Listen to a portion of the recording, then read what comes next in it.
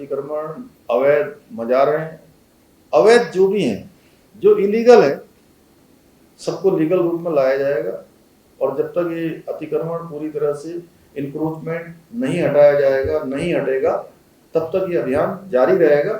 और ये काम केवल शुरू करने के लिए नहीं है, ये काम बिल्कुल पूरी तरह से साफ सफाई करने के लिए। यही पूछे जा रहे हैं कि अवैध मदरसों को सील किया गया है, कैसे अवैध को अवैध मान रहे हैं। तो अवैध को मानने का एक पैरामीटर सरकार ने रखा है। जिन मदरसों के पास मान्यता नहीं है शिक्षा बोर्ड से या मान्यता नहीं है मदरसा बोर्ड से, वो क्या पढ़ा रहे हैं उन्होंने सरकार को सूचित नहीं किया, अपने होने की जानकारी सरकार को नहीं दी। सरकार का कहना है कि आप बच्चों को पढ़ाइए, लेकिन आप क्या कर रहे हैं उसकी जानकारी सरकार को दीजिए। सरकार ने अलग अलग विभाग खोले हैं जिसमें आप रजिस्ट्रेशन करा सकते हैं। तो अगर उन पैरामीटर्स पे वो मदरसे खड़े हैं तो वो लीगल हैं, और उन पैरामीटर्स पे मदरसे खड़े नहीं हैं तो उनको इलीगल माना। जैसे कोई भी डेवलपमेंट अथॉरिटी, कहीं आप मकान बनाते हैं तो वो आखिर सील कर जाती है कि इलीगल है, आप गलत बताया कुछ और है और बना कुछ और रहे हैं। तो बाद में क्या होता है, आप बताते नहीं मेरे पास ये नॉर्म्स थे और मैंने नॉर्म्स पूरे कर दिए, उसको मैंने ऐसे की बजाय वापस ऐसे ही कर दिया, तो आपकी सील हट जाती है। तो सरकार काम इसलिए कर रही है कि सरकार ये चाहती है कि उत्तराखंड के बच्चों का भविष्य बर्बाद ना हो। जो आप यहाँ पढ़ा रहे हैं उस पढ़ाई की जो शिक्षा है वो मेरे बच्चों को भी वही बराबर एजुकेशन मिले जो बाकी लोगों को मिल रही है। दाखिल भी दिया गया। आज से तो मदरसा बोर्ड नहीं है, 22 साल से ये उत्तराखंड बना है और लगातार तब से अब तक सरकारें चल रही है। लापरवाही नहीं होनी चाहिए। हमारा कहना है कि किसी के साथ भी लापरवाही नहीं होनी चाहिए। जो मदरसे इलीगल हैं उनको उनके ऊपर कार्रवाई की जा रही, जो लीगल हैं उनके साथ कोई छेड़छाड़ नहीं की जा रही। युवा मुख्यमंत्री का मत बिल्कुल स्पष्ट है, सही को छेड़ना नहीं है, गलत को छोड़ना नहीं है। झूठ अगर कहीं किसी से कोई ये कंप्लेंट आती है कि किसी सही को छेड़ा जा रहा है और कोई अधिकारी अपने नंबर बढ़ाने के लिए बेवजह किसी मदरसे को सील करने जा रहा है, तो ऐसे अधिकारियों को भी हम चिन्हित करेंगे और ऐसे अधिकारियों के खिलाफ भी कार्रवाई। उनके लिए पैरेलल शिक्षा व्यवस्था की तैयारी सरकार कर रही है कि कैसे उनको बेहतर एजुकेशन मिले, और पैरेलल लाइन के ऊपर उत्तराखंड सरकार, धामी सरकार मॉडर्न मदरसे भी लाने जा रही है और मॉडर्न मदरसों के अंदर बच्चों को बेहतर एजुकेशन मिलेगी। 500 बच्चों का इंतजाम तो देहरादून के अंदर वक्फ बोर्ड के माध्यम से मॉडर्न मदरसे को लेकर किया जा चुका है। अभी ये बात माननीय मुख्यमंत्री जी द्वारा कही गई है कि जो मदरसों में मदरसा संचालन के पास फंड आ रहे हैं इसकी जांच होनी चाहिए। तो पढ़े लिखे को फारसी क्या और हाथ कंगन को आरसी क्या।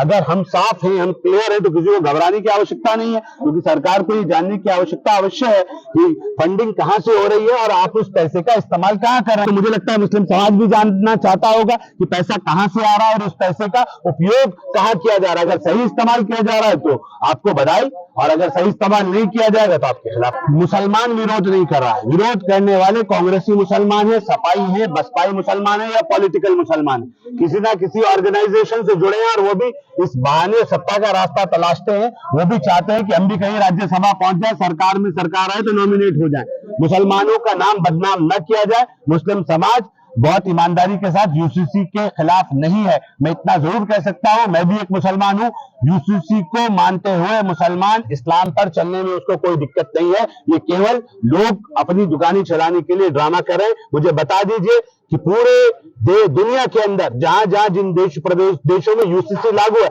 अमेरिका में यूसीसी लागू है, क्या मुसलमान नहीं रह रहा? इंग्लैंड में यूसीसी लागू है, क्या मुसलमान नहीं रह रहे? जर्मनी और फ्रांस में यूसीसी लागू है, क्या वहां मुसलमान नहीं है? जो विकसित देश है वहां यूसीसी लागू है और मुसलमान आराम से अपने मजहब पे रह रहा है। तो ये जो ड्रामा किया जा रहा है ये केवल अपनी राजनीतिक रोटियां सेकने के लिए किया जा रहा है, इसके अलावा कुछ। जो इस देश में रहते हैं, जो इस प्रदेश में रहते हैं, वो अपनी आइडेंटिटी को जो भी छुपा के रखेगा उसे इलीगल माना जाएगा।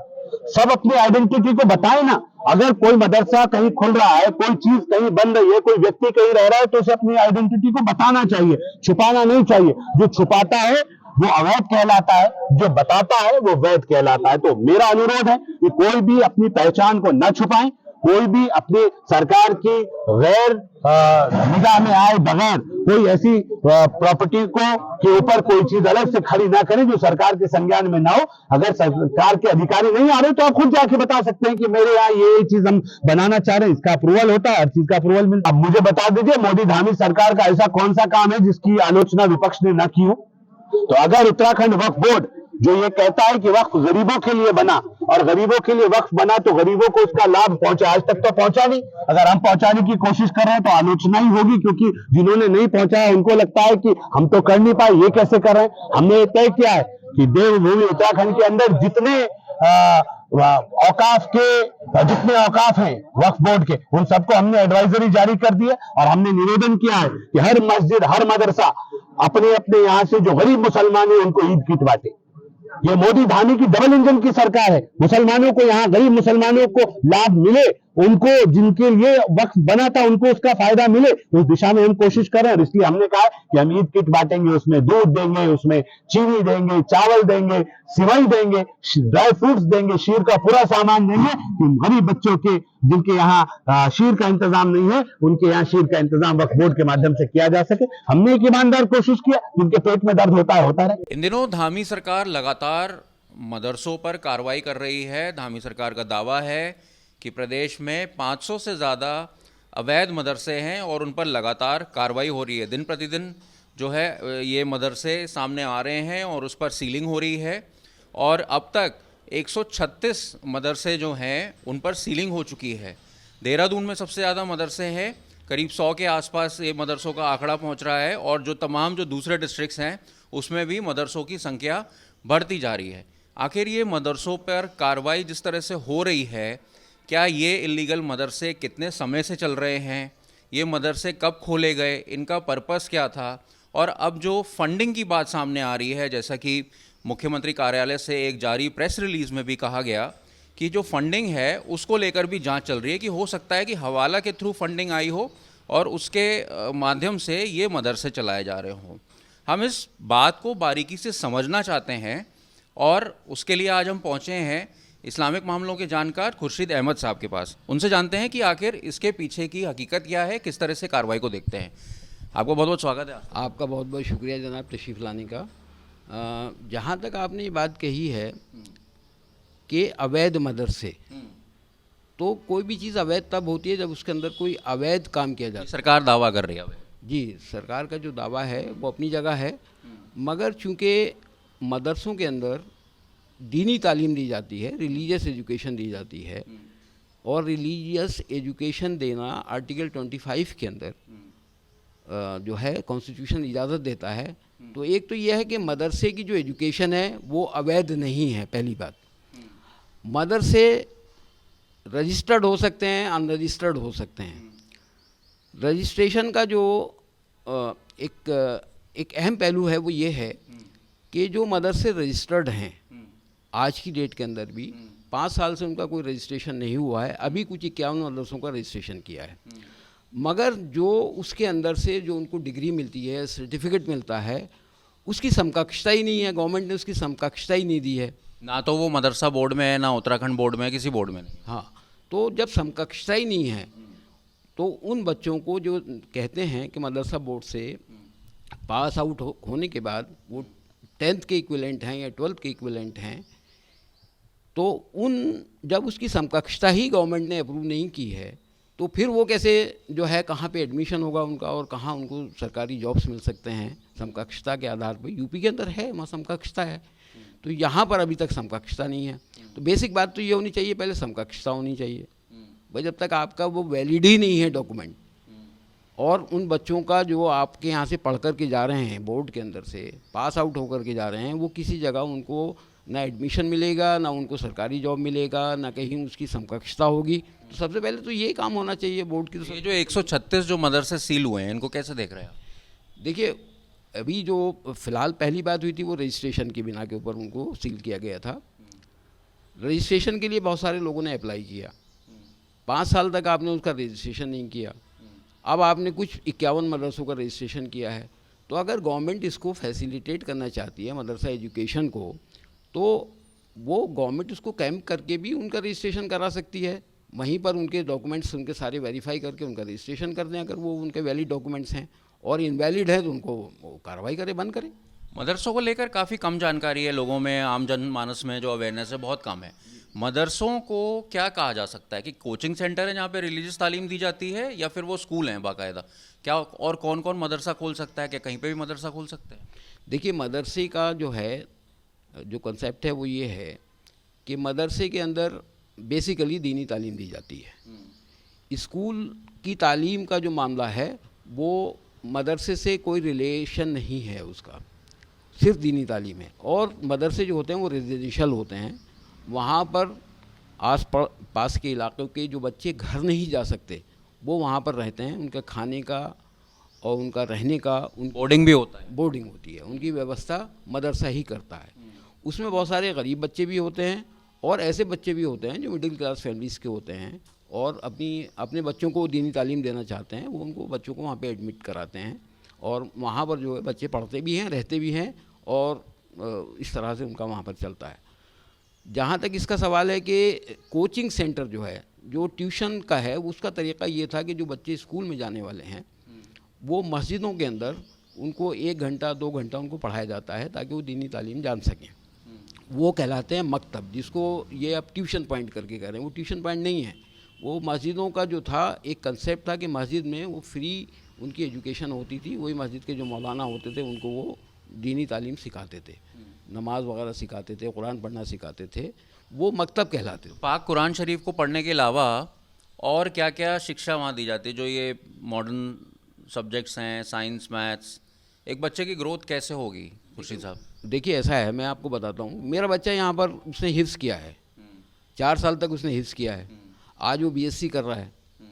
तो उसने उत्तराखंड बोर्ड से 10th भी किया, 12th भी किया, उसके बाद जो है वो इग्नो से बीएससी कर रहा है। तो ये जो 4 साल का जो कोर्स था उसका, 4 साल की जिस वक्त उसकी उम्र थी, उसके ऊपर कितना बोझ डाल सकते हैं। वो जिस वक्त यहाँ पर पढ़ रहा था तो उसकी उम्र हार्डली जो थी वो 9 साल 10 साल के करीब थी।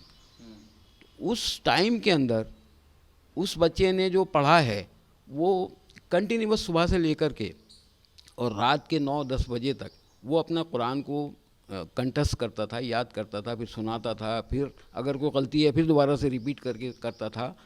वो बच्चा जो कंटिन्यूसली कुरान पढ़ रहा है उसको आप कितने सब्जेक्ट्स पढ़ा सकते हैं? क्या उसको, यही मेरा सवाल है कि जो रिलीजियस उसमें इतना ज़्यादा पढ़ाई कर रहा है उसके पास तो समय ही नहीं है, फिर वो आगे अपना करियर कैसे बनाएगा? उसके लिए कोई टाइम पीरियड होता होगा कि 10 साल तक की उम्र या 12 साल तक की उम्र तक जो है आप अपने रिलीजियस किताबों का अध्ययन कर सकते हैं, उसके बाद आप स्कूल में जाइए, कोई ऐसा नियम होता है? देखिए ऐसा है कि ज़्यादातर जो बच्चे हैं हमारे यहाँ पर 7 साल के भी बच्चे हाफिज़ कुरान हो जाते हैं, 8 साल के बच्चे भी हाफिज़ कुरान हो जाते हैं। ज़्यादा से ज़्यादा वो 10 साल का 11 साल का बच्चा हाफिज़ कुरान हो जाता है। फिर उसके बाद सारी ऑप्शंस हैं। वो चाहे तो रिलीजियस एजुकेशन के अंदर एक्सपर्टीज़ के लिए जो है वो बाकी आगे जो मौलवियात के कोर्सेज़ हैं या मुफ्ती के कोर्सेज़ हैं या और जो भी उनके स्पेशलाइजेशन के कोर्सेज़ हैं वो कर सकता है। वो स्कूल की एजुकेशन भी हासिल कर सकता है क्योंकि वो लिटरेट होता है बच्चा, वो जानता है चीज़ों को। तो अगर हम इस तरह का कोई निज़ाम बना सकते हैं, असल में क्या है कि मदरसा बोर्ड कह तो रहा है कि भाई हम उनको संस्कृत भी पढ़ाएंगे, उसको रामायण भी पढ़ाएंगे, उसको मुख्य धारा से भी जोड़ेंगे।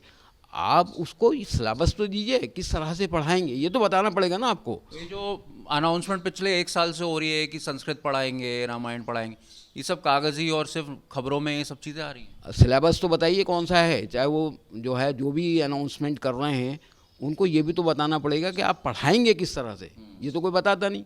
दूसरे ये है कि फिर कुरान की तालीम के लिए या और जो भी दीनियात की तालीम है उसको कितना स्टैगर करेंगे, कितना टाइम लगेगा उसको, बच्चे को जो अभी तो 4 साल के अंदर हाफिज़ होता है वो 8 साल में हाफिज़ होगा, 10 साल में हाफिज़ होगा। आप ये बताएंगे तो सही ना, तो ये तो कोई बताता नहीं है। अच्छा, एक जो बात सामने आ रही है कि जो बच्चे हैं वो बाहर से लाए गए, कहीं ह्यूमन ट्रैफिकिंग का एंगल कोई बता रहा है, कोई फंडिंग की भी बात सामने आ रही है। तो ये बच्चे कहाँ से आए और इनके भविष्य का क्या होगा, किन हालातों में ये बच्चे यहाँ आए, अगर लाए गए तो ये जांच का विषय है। और ये फंडिंग की बात कहाँ से आई, किस तरीके की फंडिंग ये आ रही है, इसको कैसे देख रहे हैं आप? देखिए एक तो सबसे पहले बच्चों का राइट है और उनके माँ बाप का राइट है। क्या हम ये इन्फ्रिंजमेंट नहीं कर रहे? अगर कोई माँ बाप ये कहते हैं और बच्चा ये कहता है कि मैं दीन की तालीम हासिल करना चाहता हूँ, तो आप उसको कैसे फोर्स कर सकते हैं कि स्कूल की तालीम हासिल करे? वो तो चाहता है अपने दीन की तालीम। तो उसका जो उसका जो राइट है, जो कॉन्स्टिट्यूशन ने राइट दिया है, उस बच्चे का भी राइट है, उसके माँ बाप का भी राइट है। अब ये इन्फ्रिंजमेंट हो रहा है कि आप ज़बरदस्ती उनको जो है बच्चों को जो अभी तक दीन की तालीम हासिल कर रहे थे आप स्कूल के अंदर शिफ्ट करेंगे। स्कूल के अंदर क्या दीनी तालीम का कोई आपने प्रोविज़न किया है? एक बात तो ये है। दूसरी बात ये है जहाँ तक फंडिंग की बात है, देखिए, मदरसा हो, मस्जिद हो, कब्रिस्तान हो, दरगाह हो, जो भी यहाँ पर जो दीनी अदारे हैं, उनकी मुसलमान उसमें मदद करते हैं। उनको अपनी जो है अपने कमाई में से वो पैसा देते हैं और उससे ही ये सब मदरसे चलते हैं। अब वो ये मदरसे वाले जो फंडिंग ला रहे हैं उसको चंदा कहते हैं। चंदा ये अब इस पूरे मुल्क में भी करते हैं जा कर के। ऐसा नहीं कि वो बाहर से लोग आकर के देहरादून से भी चंदा लेकर के जाते हैं, देहरादून के लोग बाहर से भी चंदा लेकर के आते हैं। अब उस चंदे का प्रॉपर हिसाब तो वही बता सकते हैं कि भाई उन्होंने कहाँ से चंदा लिया है।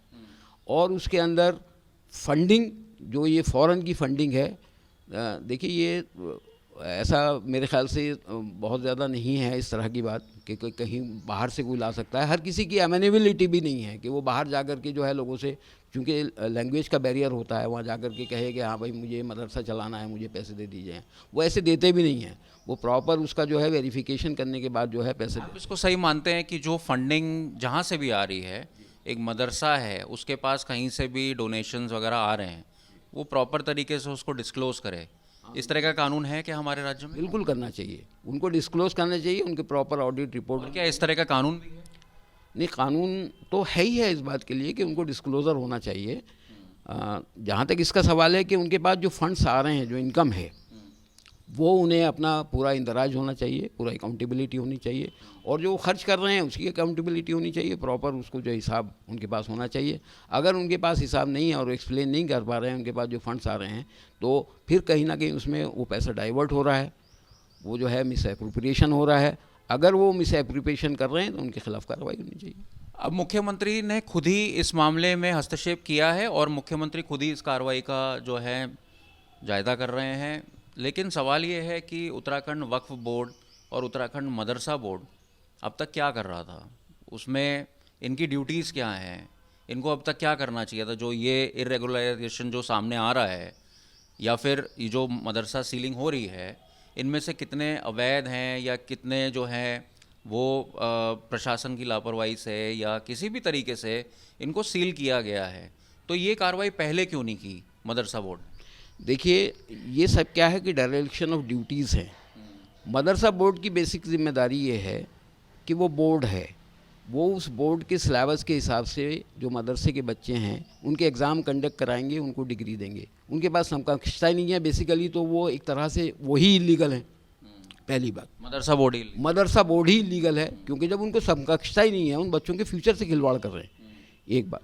जहाँ तक वक्फ बोर्ड की बात है, जितने भी मदरसे हों, मस्जिदें हों, जितनी भी इंस्टीट्यूशंस हैं जिनके अंदर चंदा होता है, वो किसी की ज़ाती प्रॉपर्टी नहीं है, वो पब्लिक प्रॉपर्टी है, और वो सारी की सारी वक्फ बोर्ड के अंदर इंदराज होनी चाहिए। वक्फ बोर्ड के अंदर उनका रजिस्ट्रेशन होना चाहिए।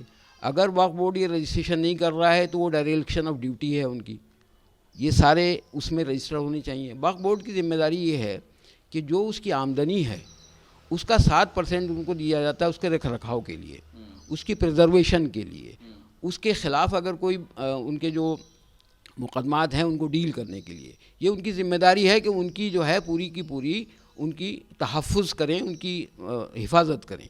मगर हम ये देख रहे हैं कि वक्फ बोर्ड जो है वो एक तरह से अगर देखा जाए तो वो पता नहीं किस तरह की गवर्नमेंट बॉडी है। उनको जो है उनकी रिलीजियस जिम्मेदारी भी है तमाम औक़ाफ़ की हिफाजत करना, और उनकी गवर्नमेंट की तरफ से भी जिम्मेदारी है कि तमाम औक़ाफ़ की हिफाजत करें। उसके लिए एक सेंटेज चार्जेस भी वो 7% देते हैं उसका इनकम का। तो सही मायनों में तो वो काम कर ही नहीं रहे हैं। ये दोनों जो अदारे हैं ये सही मायनों में जो इनका काम है वो नहीं कर रहे हैं। और वक्फ बोर्ड के तो अध्यक्ष शादाब शम्स खुद ही कह रहे हैं कि वक्फ बोर्ड को भंग कर दिया जाए, तो इस चीज़ को आप मानते हैं? नहीं, वक्फ बोर्ड को भंग करके आप उसको सही काम क्यों नहीं करते हैं? मसला ये है कि आपकी एक जिम्मेदारी है, आपका इतना कह देने से जो एक कॉन्स्टिट्यूशनल एक वो हुआ है और उसका एक कानून बना है, तो उसको क्यों ख़त्म कर दिया जाए? क्यों नहीं, आपकी ज़िम्मेदारी क्यों नहीं तय हो? आपने यहाँ पर 3 साल के अंदर, आप शायद 3 साल हो गए होंगे उसको, या 2.5 साल हो गए होंगे, जितने भी हुए होंगे, आपने उसमें क्या क्या काम किया ये भी तो पता होना चाहिए ना। आपकी क्या जिम्मेदारी है? आपकी तो जिम्मेदारी ये थी तमाम औक़ाफ़ को जो है प्रॉपर तरीके से सर्वे करके उनको प्रॉपर रजिस्टर करते, उनके कागजात देख करके उनके प्रॉपर डॉक्यूमेंटेशन कराते, उनको जो है प्रिजर्व करते, उसका जो है उसमें जो डेवलपमेंट के काम थे वो करते, तो आपने वो तो कोई काम किया नहीं अभी तक। आपकी जो है बोर्ड एक तरह से इनफेक्टिव है। क्या है, क्या कर रही है बोर्ड? आप क्यों नहीं जो है, जब आपको सरकार ने कि ओहदा दिया है, आप बैठे हैं, पोजीशन लेकर के बैठे हुए हैं, तो आप क्यों नहीं चीज़ों को डिसाइड करते?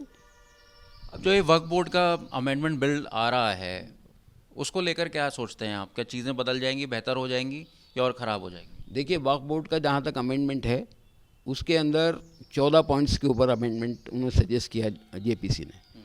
उसके अंदर जो है ना, एक सबसे जो अहम बात है वो है वक्फ बाय यूज़।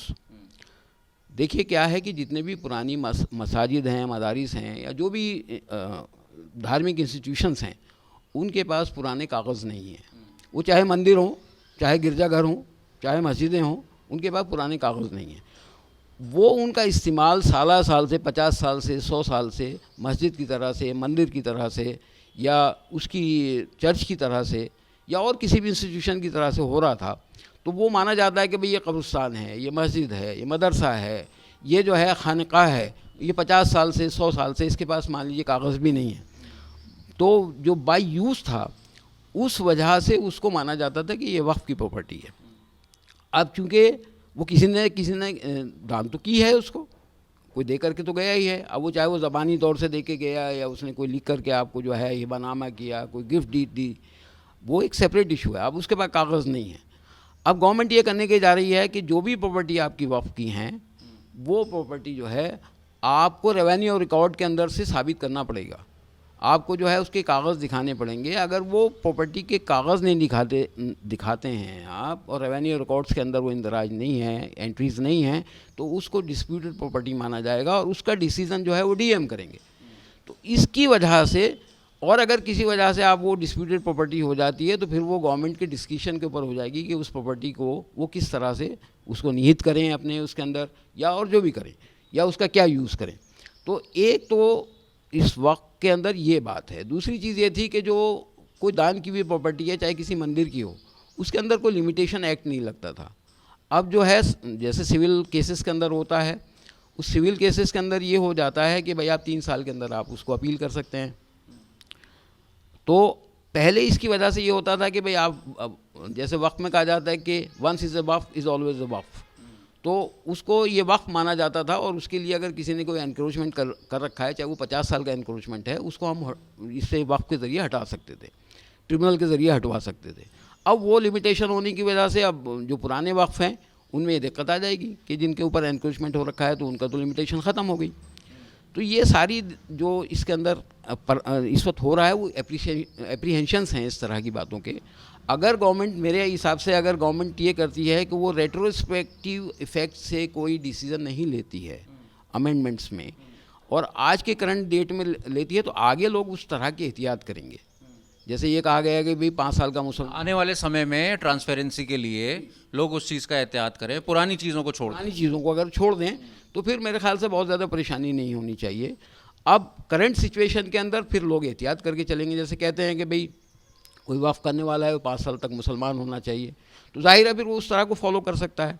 मगर जो पहले कर रखे हैं उसमें 5 साल का मुसलमान की बाइंडेशन से तो कोई सेंस है नहीं।